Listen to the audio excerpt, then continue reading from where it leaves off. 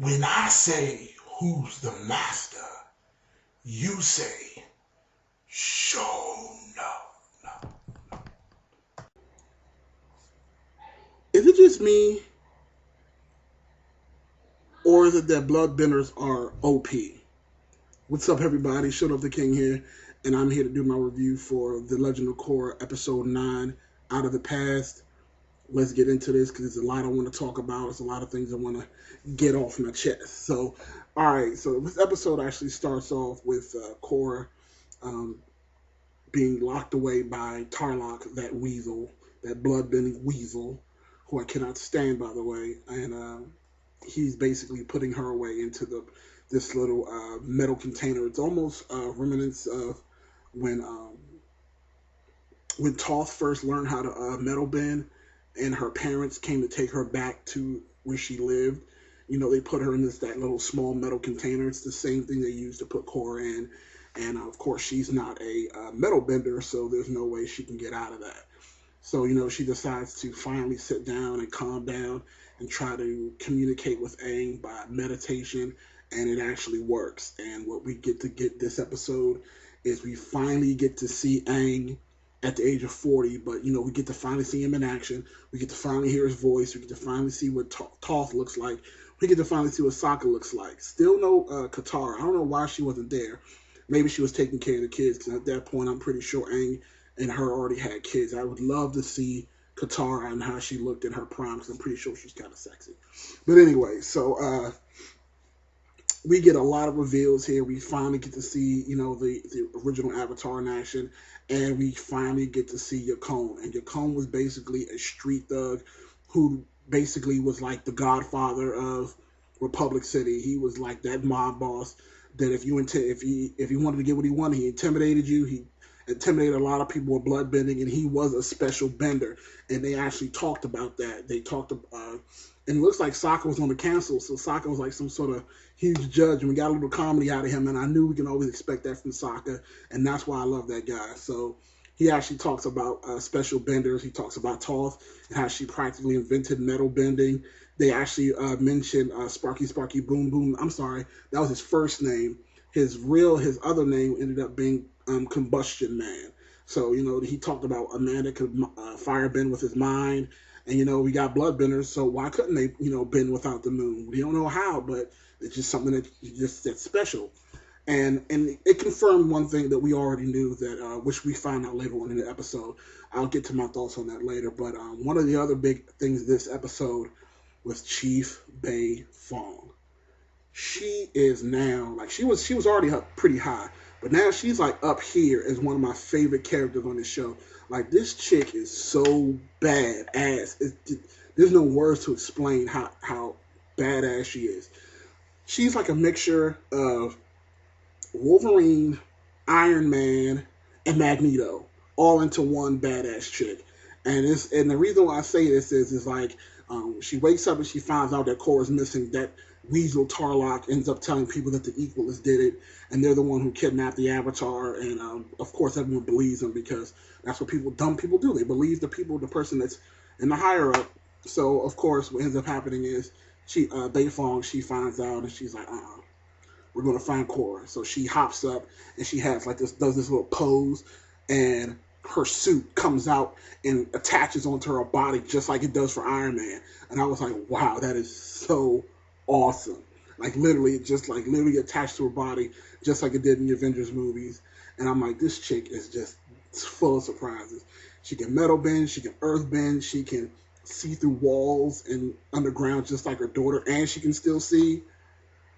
I would love to find out actually who Toph ended up with, like who was her husband, or who did she get with in order to have Bei Fong. That would be interesting to find out, but maybe they'll tell us, who knows. Anyway, I digress. She then goes to the prison and just frees everybody. She frees Asami, she frees Bolin, she frees Mako, tells them what's going on, and they're just like, everyone's panicking, but Mako, he's extra, you know, worried about Korra, and, you know, him having Asami as his girlfriend. She's starting to see exactly what's going on. And she's like, uh-oh, I already know that Korra likes Mako. And now it looks like Mako likes Korra. So she actually asked Bolin, is there anything going on between them? And of course, Bolin, being the guy that he is, he just flats out says, well, they may have kissed once, but I don't think it meant anything. Well, I got over it.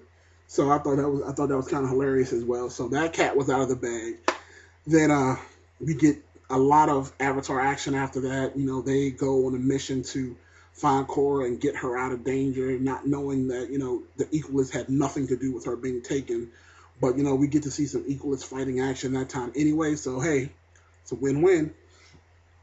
So they end up tracking down one of the Equalists' hideouts where they're, transporting supplies to a training facility. And they also have a jail where they're actually, where they kept the guards. So, again, we get to see some more Beifong's fantastic bending. Like, I'm actually starting to think that Earthbenders / Metalbenders are probably at the top of that arc because, again, you have Firebenders and they got electricity. And, Airbenders, I haven't seen a sub bending ability from Airbenders just yet. I'm pretty sure there are some out there, and I'm pretty sure Aang has developed some sub bending for his airbending. But right now, the ability to bend earth and metal, and especially in a modern city where everything's made out of metal, that's a pretty badass ability to have.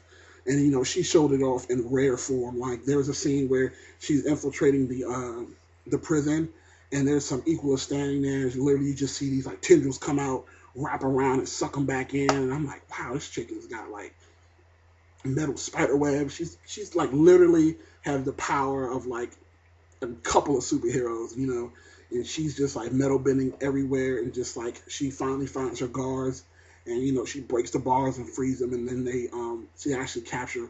And again, Mako showing his true feelings for Korra, he actually grabs one of those Equalists and he's like literally about to burn a hole in his face, and it's like, where's the Avatar? And he was like, we never took her. I promise we never took her. Tarlok is lying. And then he was like, why would he lie? And of course, with Tarlok is a liar. So of course, it wasn't too hard for them to realize that Tarlok was a liar. So of course they run back, and of course before they try to get out, they are attacked by the Equalists again, and they manage to escape thanks again to Beifong. And they confront Tarlok later on, and then the guy that actually, luckily, the guy from yesterday's episode, last week's episode, he ends up telling them that yes, he is really a bloodbender. I saw him take Korra. He took Korra. So everyone again, and this is the point. This is where I want to pause for a second, because at that point, we're dealing with the whole Beifong looking for Korra situation, but we're also dealing with Korra and her flashbacks, and there's like a huge parallel. And basically, the situation is bloodbenders are OP. Like seriously, like these guys are nothing to be messed with. Like Yakone at his trial was not only to bloodbend everyone, he bloodbended everyone in that room, including the Avatar, including Toph, including Sokka, and the rest of the board members after they sentenced Yakone life in prison. I don't know how to stop bloodbending. Obviously, someone knows how to stop bloodbending, but again, we'll get to that as well. But Aang uses his ascend. I'm gonna call him it's ascending state where he, his little eyes glow, and he basically was able to break out of the bloodbending and actually capture Yakone and take his bending away. But as we learn later on, that Tarlok is Yakone's son. I know a lot of people out there already, speculated that, and today it is confirmed that Tarlok and Yakone are brother and son and brother, however you want to say it. I said brother and son, father and son, and that kind of takes Amon out of the picture, because I know a lot of us thought that Amon, I actually said it, that I thought Amon, Tarlok, Yakone are all, Yakone is the dad and those two are the sons. But I think that whole Yakone situation has been tied up and wrapped up. We found out that, Tarlok is his son. He stopped him. We stopped Tarlok. And the reason that Tarlok got stopped is after he got caught and he bloodbended and knocked everybody out, he went back to get Korra so he can escape and use her as a hostage. and he didn't realize that Amon had already showed up. And he was like, I'm thinking we're about to get an awesome, like a third battle that's going to just like be fantastic. And what ends up happening is Amon, that dude, like he scares me.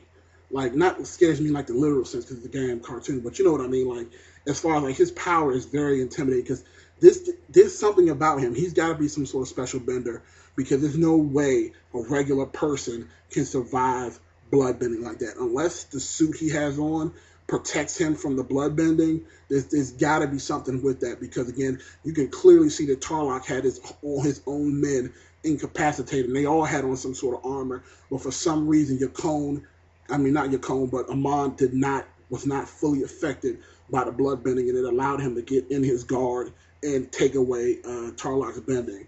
So again, that mystery is still there, and it angers me because I want to find out what's going on, but I know we got to pace it. The pacing of the show is great. The development, the plot, everything about this show is fantastic. So far this season, the first 9 episodes, I have not one complaint about this show. I love it. I know you guys love it, but again, I want to know what you guys think. What is the deal with Amon? How is he stopping all these benders?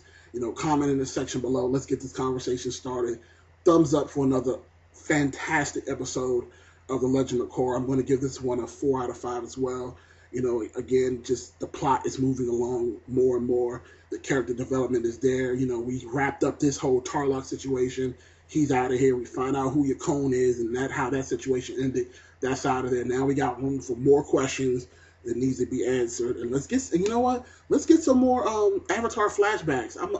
I'm totally about that. And even if you guys out there, if the writers of the show, if you guys want to give us another Avatar show that's just him in his adult days, I would love that. I really, really would. So again, this is Show Love the King. You guys have an awesome weekend.